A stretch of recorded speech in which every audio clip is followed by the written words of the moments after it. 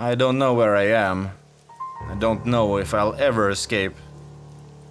For you to know how I got here, you must know the events that led up to this. I was awoken by loud knocking on my front door. I reached for my phone to check the time. 6:06 a.m. Who could possibly be knocking at my door this early in the morning? I rubbed my eyes and stumbled out of bed. I groggily made my way to the front door. Through the window on the door, I could make out the figure of a man. I turned the lock and opened the door. Morning, sunshine. Surprised to see you up so early. I rolled my eyes. It was my neighbor, Rick. He's a bit of a jokester, doesn't take things too seriously all the time. He always says, "You can't be too serious in life." whatever that means. What are you doing here so early? I asked. I need you to do me a huge favor. I'm going on vacation, and I'll be gone for 2 weeks, and I need someone to watch the house for me. I stared blankly at him, wondering why he'd ask a 19-year-old college student to watch his house. You'll be paid $600 a day. My eyes widened. 600 a day? 600 times 14 days is 8,400. Well, what do you say? Rick asked. Will you do it? Rick asked again in anticipation. Oh, of course, I replied ecstatically. Oh, awesome, Rick said as he held his hand up for a high five. I'll need you to come over at some point today, he explained. There are some things I need to go over with you before taking care of the house while I'm gone. Okay. How does one sound? I asked. 1 would be great, Rick said. All right, see you then, I replied. I watched as Rick hopped down the steps and walked back to his house. I couldn't help but smile as I saw him pump his fists like a little kid who just won a bet. Well, I said as I looked at the time on my phone, 6:13. Now that I'm up for good. I made my way to the kitchen to fix myself some breakfast. As I ate my cereal, I couldn't stop thinking about the money. $600 a day, I said, shaking my head and smiling. $600? When the clock struck 1, I slipped on a pair of shoes and made my way over to Rick's. I rang the doorbell and waited. I could hear him stomping over to the door. He swung the door open and exclaimed, "There he is! Come on in!" I took a step inside as he closed the door behind me. "Okay," Rick said. "Follow me." I followed Rick as he made his way to the kitchen. There, on the table, was a piece of paper. "So, I'll need you to be at the house 24/7, he said. "Feel free to help yourself to whatever. I made sure to stock up on food." He pulled out a chair and sat down. He held his hand out, gesturing me to sit as well. "I've got a few rules for you to follow. There are 3 of them, and you must follow each of them," he said as he held up 3 fingers. He cleared his throat and began to read off the list of rules. Rule number 1. Make sure you keep all the doors locked. Rule number 2. This one is very important. Do not, under any circumstances, open the door to the master bedroom. This concerned me. Not the rule itself, but the way he said it. He had a very serious tone to his voice. I've never seen or heard Rick be so serious.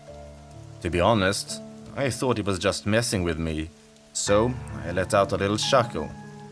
My eyes met his, and he stared back at me.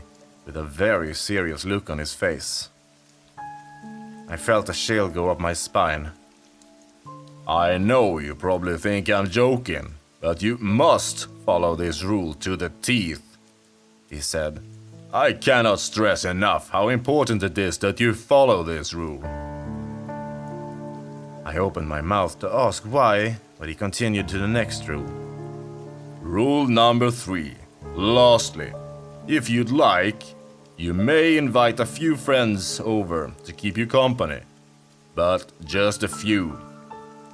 Throw on a movie, order a pizza, or help yourself to the kitchen, but be sure they're out of the house by 1 a.m. Rick looked up at me and smiled. I'll be leaving tomorrow morning at 5 a.m. Here's a key to the house, he said as he slid a key across the table toward me. Any questions? He asked. I sat for a second. I opened my mouth to ask about the second rule, but was interrupted by a knock at the door. I'll get it, Rick said as he hopped up. A few seconds later, he came back. Well, if you don't have any questions, great. I hate to cut you short here, ma'am, but I gotta finish packing, he said. I stood up from the table and made my way to the front door. So, what time should I be here tomorrow? I called to Rick. Whenever. As long as you show up. Okay. I told Rick goodbye and told him I hoped he has a fun trip. That night, I went to sleep with money on my mind. I couldn't wait for the next day. But alongside money, the second rule was also on my mind. Rick didn't provide much of an explanation for the second rule. The first rule was pretty obvious. He doesn't want anyone breaking in. But the second rule... I woke up the next morning at 10 a.m. Quickly got dressed and made myself some breakfast. I was out the door by 10:30 a.m. I was so excited. I'd be able to have friends over even. I turned to lock the front door to my house and then made my way over to Rick's. I put the key in the lock and let myself in. As soon as I stepped inside, I remembered the second rule. Do not, under any circumstances, open the door to the master bedroom. What's behind the door to the master bedroom that I'm not allowed to see? I wondered. The day went on, and eventually I got curious. I really wanted to know what was behind that door. Without much thought, I made my way upstairs and toward the master bedroom. I reached a hand out to grab the doorknob when I was overcome with this overwhelming sense of dread. Do not, under any circumstances, open the door to the master bedroom. Rick's voice boomed in my mind. I retreated from the door. I gave myself a minute before deciding to try and bringing myself to open the door. But again, I was overcome with that same overwhelming sense of dread. I had this feeling that if I opened that door, something terrible was going to happen. I went back downstairs to the living room and plopped myself on the couch. I couldn't stop thinking about what was behind that door. I wanted to know so badly, but I couldn't bring myself to even walk past the master bedroom. What would happen if I opened the door? I wondered as I drifted off to sleep. I woke up pretty late the next day. 10 p.m. Shit, I thought. I've slept through half the day already. I decided to order some takeout, since I didn't feel like making anything.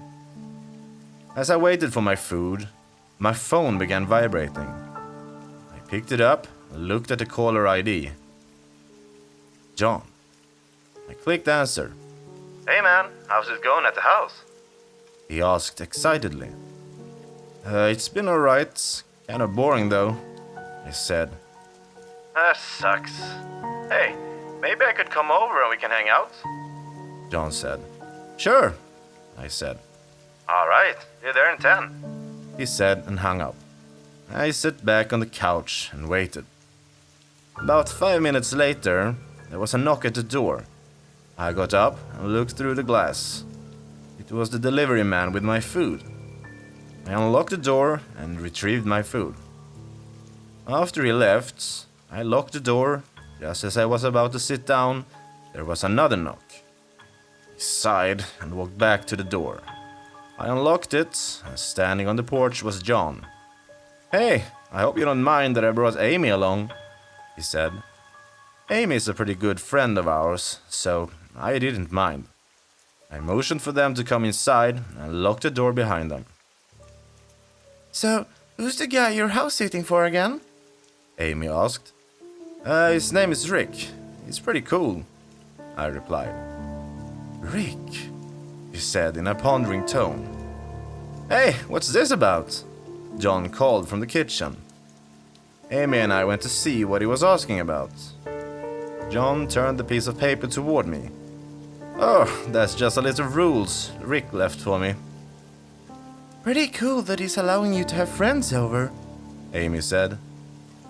What's up with the second rule? John asked with a puzzled look. Honestly, I don't know. We're not allowed to open it, I said.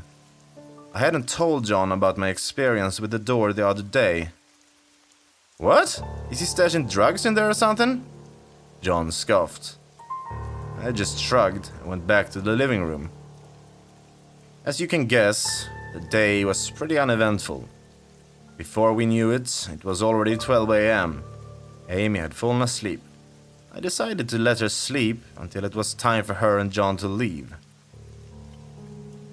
We should open the door to the master bedroom and see what's in there, John said. No, I exclaimed. John looked at me wide-eyed. Damn, dude, chill. It'll just be a quick peek. I stood my ground and again told him no. It's not like he'll ever find out, John urged. Come on, just one quick peek. I figured the only way I'd be able to shut him up is I pretended to be asleep because there was no way I was going near that door again. I was awoken to the sound of footsteps. They sounded like they were coming from upstairs. Hey, Amy, I whispered, not expecting a reply. I heard them too, she said in a shaky whisper. I sat up and turned on my phone's flashlight. John was nowhere to be seen. Oh no, I whispered. I jolted up and made my way to the stairs, with Amy right behind me. I reached the top of the stairs and shined my phone's flashlight around. Gah! John yelped. John, what are you doing? I whispered angrily. Seeing what's in the master bedroom. Before I could stop him, the door to the master bedroom creaked open. I stood frozen. That same sense of dread was back, but only this time much, much stronger. I heard Amy gasp behind me. Through the darkness I could make out the silhouette of a man crouching in the room. A metallic smell filled the air. I was too overcome with fear to even notice Rick standing directly in front of me. I jolted upright, hyperventilating. I could feel the sweat running down my face. I looked at the time on my phone, 9:36 a.m. I scanned my surroundings. I was in Rick's living room. I looked down and saw that I was on the couch. I looked to my left and Amy wasn't there. I then looked to my right and saw that John wasn't there either. Huh, I thought. They must have left at 1 a.m. like the rules said. I figured that the mystery of Rule 2 was getting to my head and making me dream crazy things. I got up from the couch and made my way into the bathroom, just down the hall from the kitchen. I turned on the sink's faucet and splashed some cold water on my face. Man, I don't know if I want to spend another night here, I said to myself. That dream felt so real. I made my way to the kitchen to get myself a glass of milk and something to eat. All the while, I couldn't shake this uneasy feeling. This feeling that something wasn't right. I quickly finished eating and I decided to try and forget about the dream, but I couldn't. I couldn't shake that uneasy feeling, and the longer I stayed there in the house, the more uneasy I felt. I made the executive decision to leave. Even though I really wanted that $8,400, this uneasy feeling was becoming almost unbearable. I just couldn't stand being in the house any longer. I hoped that when Rick returned from his vacation, he'd provide me with an explanation for the second rule. Maybe it was all just one big prank, and if I opened that door, Rick would pop out and say, "Gotcha!" After all, he does like to pull pranks. I made my way over to the front door. I reached for the handle, only to my horror, I noticed the doorknob was gone. I started panicking, thinking I must be extremely paranoid and hallucinating. There's no way a doorknob could just disappear like that. You're just hallucinating. You're just hallucinating, I thought to myself. I grabbed hold of the skin on my upper arm.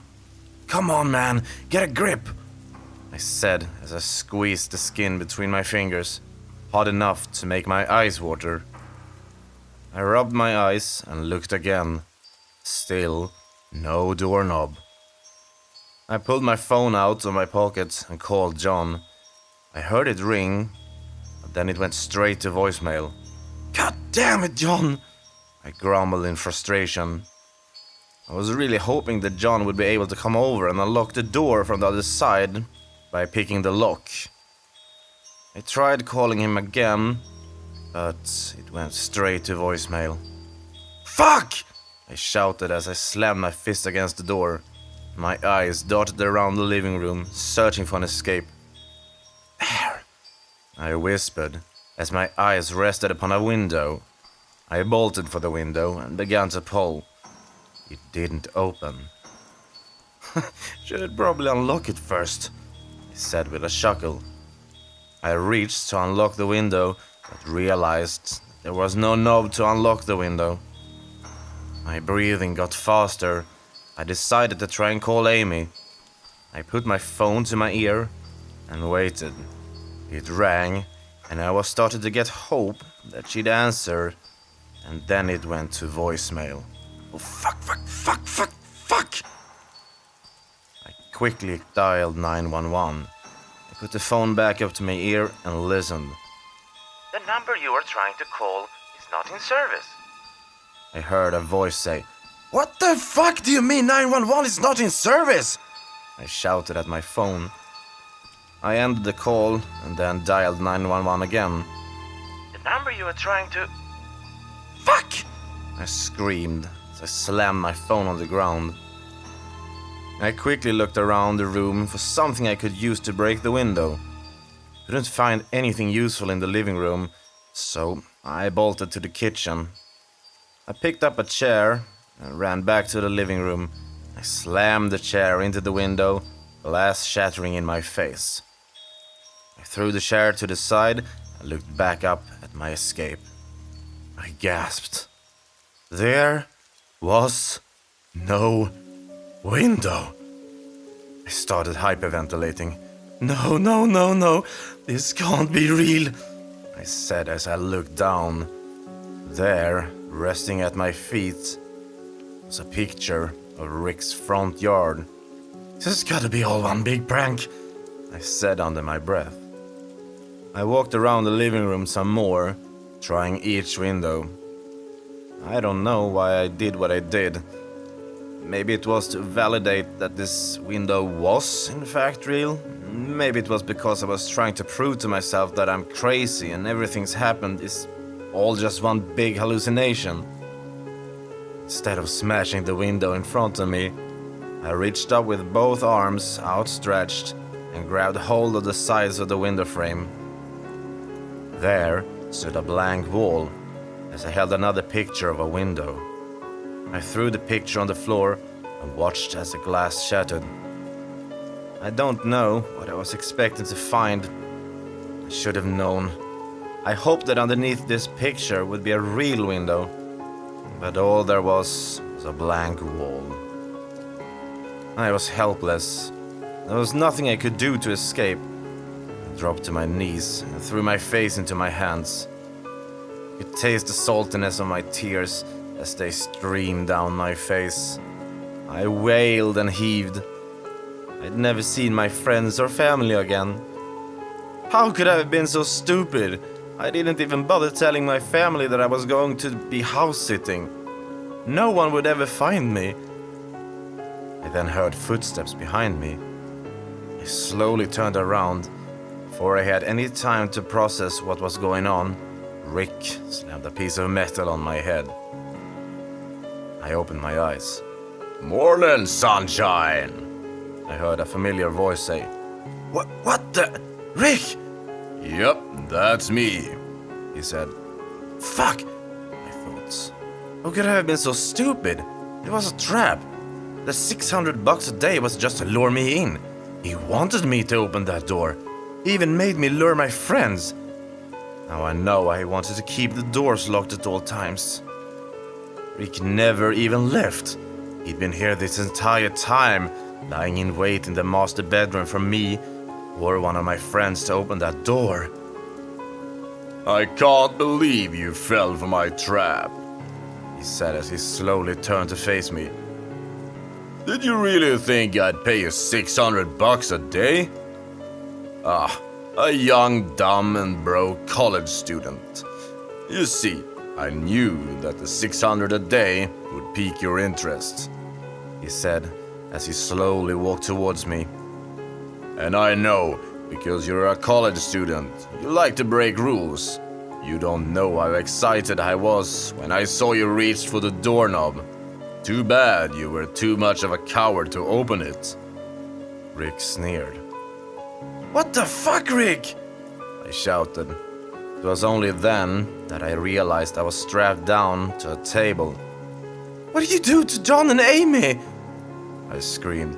Oh, don't you worry about them, Rick said. They're safe and sound. Deep down, I wanted to believe that John and Amy were safe and sound in their houses. I knew that wasn't the case. Rick slowly made his way to the table I was strapped to. He bent down and my eyes met his, and he smiled. I felt a warm liquid drop onto my face. It trickled down my cheek and into my mouth. I began spitting and gagging as the metallic taste of blood met my tongue. Rick began chuckling as he slowly stood up. Now, he said, about your friends. He reached for something on the table. He turned and pointed a remote at the TV that hung on the wall in front of me. There, on the screen, was John and Amy. Their hands were tied behind their backs, and they had tape covering their mouths. See? Rick said. They're safe and sound. Let them go! I screamed. Rick said. I told you they're safe and sound. For now, at least, he said as he smiled. I was squirming and trying to break free of the restraints when Rick grabbed a bloody piece of metal and slammed it against my head once more. There were so many questions with no answer to the name. What was Rick going to do to John and Amy? What was Rick gonna do to me? And who was that guy crouching in the master bedroom? These thoughts slowly faded as I slipped into a state of unconsciousness. I don't know for how long I was out, but when I came to, I was no longer strapped to that table. Instead, I was back in the living room. Surprisingly, I wasn't even tied up or strapped down to anything. I still didn't know where John and Amy were, or what Rick was planning on doing to them. Suddenly, I heard footsteps slowly making their way down the stairs. I squeezed my eyes shut, pretending to be still knocked out. The footsteps got louder as they drew closer. I then felt a hand wrap around my ankle. I felt a pull, and then I slid off the couch and hit the floor with a thud. I opened one eye to see who was dragging me across the floor, and I saw that it was Rick. I kept my eyes closed until, eventually, we stopped moving. I opened one eye to see why we've stopped, but noticed Rick turning around, so I snapped my eyes shut. I felt Rick put his hand underneath my body, then a feeling of weightlessness followed. I then felt my body being placed on a cold, hard surface. Rick grabbed my arm and yanked it so hard I thought he was going to rip my shoulder out of his socket. He did the same with the other arm, and I tried hard not to make a sound. Through my closed eyes, I realized he was strapping me down to a table again. Then, silence. I waited a few more seconds before opening my eyes. There, inches away from my own face, was Rick, smiling that same twisted smile. He slowly backed away from me, and without batting an eye, reached up and began to remove the skin from his face. I looked on in horror as that metallic smell filled the air. I don't know how to describe what I saw. It had the frame and outline of a human, but it was obvious this thing was anything but human. This thing proceeded to remove Rick's skin. It had pieces of rotting skin and flesh hanging from its body. Its face was a mix between that of a badly decayed corpse and only what I can describe, the face of Satan himself.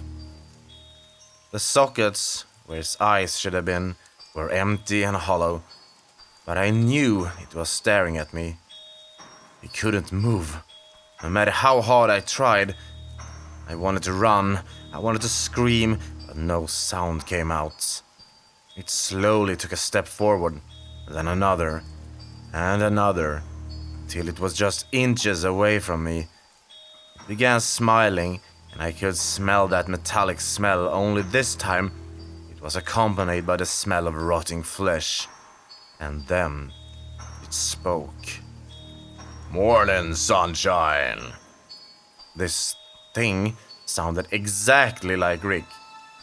It's hard to explain, because even though it sounded like Rick, it spoke in a way that made it sound garbled, as if it was speaking with water in its lungs. It was then I realized something. As I mentioned, Rick never left for vacation. Rick was here this entire time. But nor me, John, or Amy knew it. It was then that I realized the silhouette of a man we saw crouching in the master bedroom was Rick. Rick's skinned, lifeless body slumped on the floor. I watched as the thing bolted out of the room at a speed that seemed impossible, leaving me strapped down on the table. I tried to move again, but I couldn't. I tried looking around for a way to escape, only to realize that my head had been strapped down as well. All I could do was look forward at the blank TV screen in front of me. My mind was racing. I gotta get out of here. What's it gonna do to me? What is it gonna do to John and Amy? Why did it? Then I heard the screams. I heard John's blood-curdling scream, followed by a ripping sound. I heard Amy screaming and crying as she watched what was unfolding in front of her. With each scream that John let out, a ripping sound followed. Soon, John's screams became gargled. His vocal cords dripped due to his screams, and he was now choking on his own blood between his screams. I could hear Amy screaming and crying, pleading with the thing that was wearing Rick's skin. Her screams and cries turned into blood-curdling screams, just like John's. With each scream she let out, a ripping sound followed. And then, silence. The TV screen came to life and displayed an image. There, on the screen, stood that thing. Beside it were John and Amy's skinned, lifeless bodies.